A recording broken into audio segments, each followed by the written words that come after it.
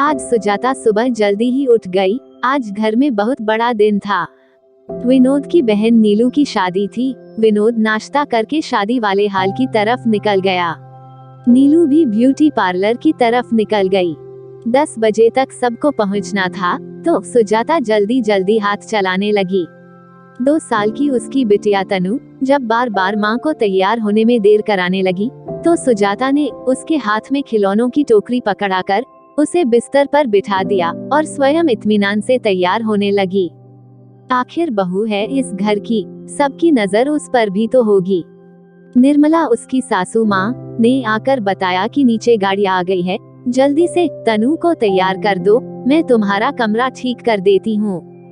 सुजाता तनु को तैयार करने में व्यस्त हो गई और निर्मला जल्दी जल्दी बिखरा कमरा समेटने लगी और तनु के खिलौनों की टोकरी अलमारी के ऊपर रख दी।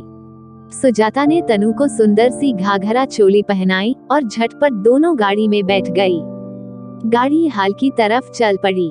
तभी सुजाता का ध्यान अपनी सुनी कलाई पर गया और उसके मुंह से निकला, हाय राम, जल्दी जल्दी में कंगन पहनना तो भूल गई।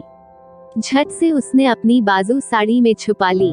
सुजाता कंगन पहनना नहीं, बल्कि वो कंगन पहनना भूल गई थी जो सब गहनों में सबसे जरूरी थे, जो इस घर की किसी परंपरा को संभाले हुए थे। एक धरोहर की भांति एक बहू से दूसरी बहू के हाथ में थमाए जा रहे थे। यह कब से चला आ रहा था, यह तो उसकी सास को भी नहीं पता था। जब वो 4 साल पहले इस घर की बहू बनकर आई, तो उसके हाथ में कंगन देते हुए निर्मला ने कहा था, सुजाता इसे संभाल कर रखना और हर तीज त्योहार शादी ब्याह में पहनना। तब विनोद के पापाजी भी साथ खड़े मुस्कुराते हुए बोले थे, हाँ बहू सास की बात को पल्लू की गांठ में बांध लेना। बहुत ही खुश प्रकृति के व्यक्ति थे। अभी 2 साल पहले एक दुर्घटना में अचानक से परिवार को अकेला छोड़ गए। माँ जी तो बिल्कुल टूट गई थी। सुजाता ही थी जिसने सास को ही नहीं, बल्कि सारा घर बड़े अच्छे से संभाल लिया था। जायदाद के नाम पर बस यही एक घर और नीलू की शादी के नाम का एक प्लाट खरीदा था, बस उससे ज्यादा कुछ नहीं छोड़ कर गए थे। विनोद जो कि अस्पताल में बतौर एक नर्स की नौकरी पर कार्यरत था। पापा के जाने के बाद विनोद के कंधों पर परिवार के अलावा बहन और माँ के खर्चों की भी जिम्मेदारी आ गई थी। मन से शायद इस जिम्मेदारी के लिए तैयार नहीं था, तो गुस्सल और चिड़चिड़ा सा हो गया था। सुजाता विनोद के गुस्से से बहुत डरती थी, इसलिए पूरी कोशिश करती थी कि विनोद तक कोई तनाव वाली बात ना ही जाए। एक सुघड़ और समझदार बहू के सभी फर्ज बड़े अच्छे से निभा रही थी। निर्मला भी सुजाता को बहुत प्यार सम्मान देती थी। शादी में पूरा समय सुजाता विनोद और निर्मला से अपनी कलाई छुपाती रही। शाम को शादी से निपटकर घर आकर जब वो अपने गहने डिब्बे में रखने लगी, तो उसकी चीख निकल गई। कंगन डिब्बे में नहीं थे। 2 मिनट सुजाता जैसे पत्थर सी हो गई। फिर जल्दी से खुद को संभाल पागलों की तरह कंगन ढूंढने लगी। कंगन तो कहीं भी नहीं थे। अलमारी, बिस्तर, पलंग के नीचे तनु की खिलौने की टोकरी, हर जगह निराशा ही हाथ लग रही थी। सुजाता ने झट से कमरे का दरवाजा बंद किया और फूट फूट कर रोने लगी। कंगन अच्छे खासे भारी थे। एक मध्य वर्गीय परिवार के लिए एक बहुत बड़ा आधार, मुश्किल वक्त के सहारे जैसे थे। सुजाता ने अपनी प्यारी सहेली कोमल को फोन कर सारी बात बताई। उसने एक समझदार सहेली की तरह सलाह दी कि जाकर अपने पति और सास को सारी बात बता दो, वो सब मिलकर इस समस्या का हल निकाल सकते हैं। सुजाता विनोद को कैसे बताए, वो तो अपने होठों पर उसका जिक्र लाने से भी डर रही थी।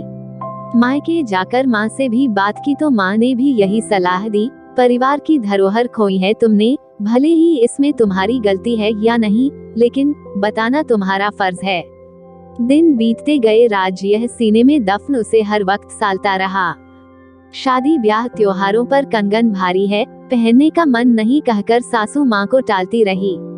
पति को बताने का कई बार मन भी किया, लेकिन उसके गुस्सा, चीखना चिल्लाना, घर में क्लेश ऐसा ख्याल आते ही उसने खुद को रोक लिया। इसी बीच सुजाता घर खर्च से बचने वाले पैसों को जोड़ने लगी। अपनी छोटी छोटी जरूरतों को मारने लगी, इच्छाओं को दबाने लगी, यह जानते हुए भी कंगन खरीदने भर की राशि वो कभी जुटा नहीं पाएगी। फिर भी एक आशा से खुद को बांधे वो सालों आगे निकल आई। बिटिया तनु 21 बरस की हुई तो अपने लिए इंजीनियर लड़का ढूंढ लाई। लड़का ऑस्ट्रेलिया जा रहा था और तनु शादी के बाद उसके साथ जाना चाहती थी।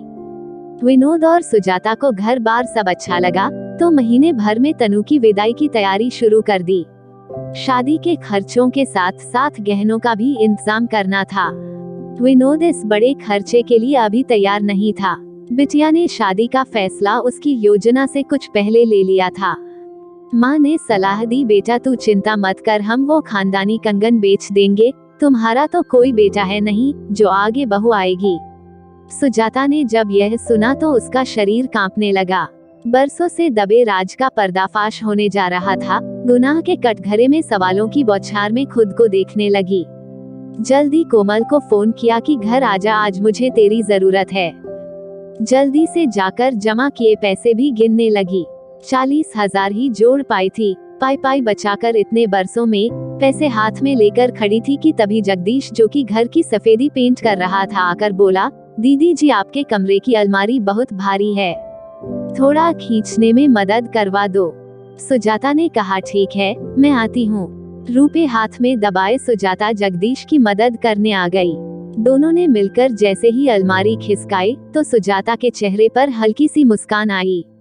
धूल और जाले से भरे नन्ही तनु के कुछ खिलौने अलमारी के पीछे बीच राह में अटके पड़े थे। शायद वो उस टोकरी से गिरे थे जो अक्सर वो ऊपर रखकर हाथ से धक्का देकर पीछे करते थे। जगदीश ने कहा, दीदी जी आप अपना काम कर लीजिए, यह सब मैं साफ कर लूंगा। सुजाता रुपए उठाकर चलने लगी। जगदीश उठाकर चीजें एक तरफ फेंकने लगा। एक थक की आवाज ने सुजाता के पैरों को रोक लिया। यह आवाज कहाँ से आई जगदीश? सुजाता ने चौकन्ना होकर पूछा, दीदी जी यह कोई गहनों वाला पाउच है, यहाँ से आई।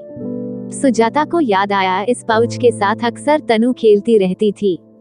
माँ की तरह कुछ ना कुछ उसमें डालती रहती थी। सुजाता ने जैसे ही उस धूल से भरे पाउच को खोला तो आंखें उसकी फटी की फटी रह गईं। दोनों कंगन में आज भी वैसी ही चमक थी जो उसने 25 साल पहले देखी थी।